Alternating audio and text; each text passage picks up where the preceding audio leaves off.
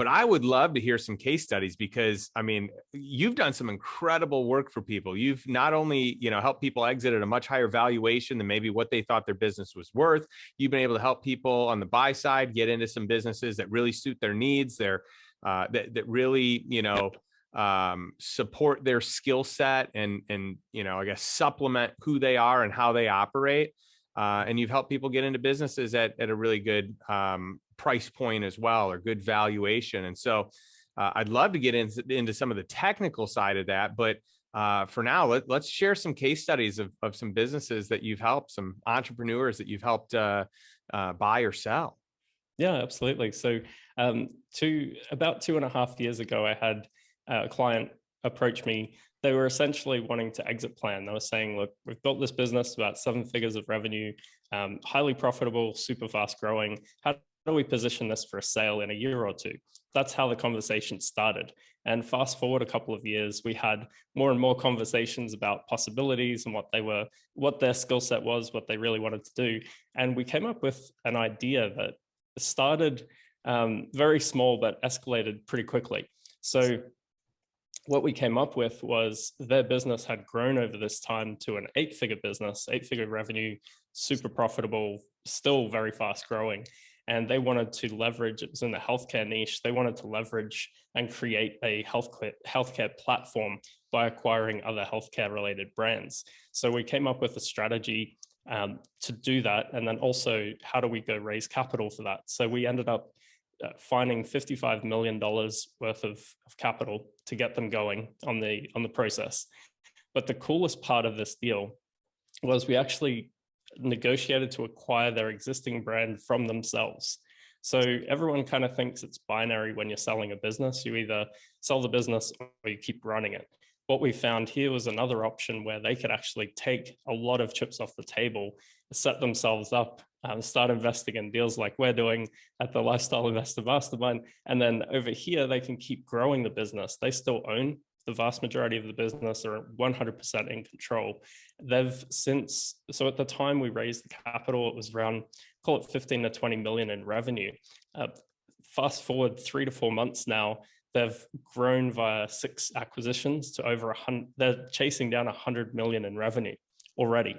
So they've taken cash off the table, a good 8 figures off the table, and they're growing into a 9-figure business. And their model is so well constructed, and their deal flow is very high now. So we're actually going out to raise another 1 to 200 billion in the next, say, 3 to 6 months. So it's really exciting. I'm an advisor to that company. We also help them with the acquisition side. Once they're looking for larger brands, our team will be helping with that. So I'm just so proud of what they've been able to put together, but also to share that story and give founders and entrepreneurs other alternatives than just, do I sell my business or do I keep it? Yeah, you had many bites of the apple there. And, in that expression, I feel like sometimes it's used where it's like, hey, we can try a whole bunch of times and see what works. In this instance, yes, it's like you got the whole apple every single time, or yes, the majority of the apple every time. I mean, that's really an exciting feat. And you don't hear about that type of strategy much.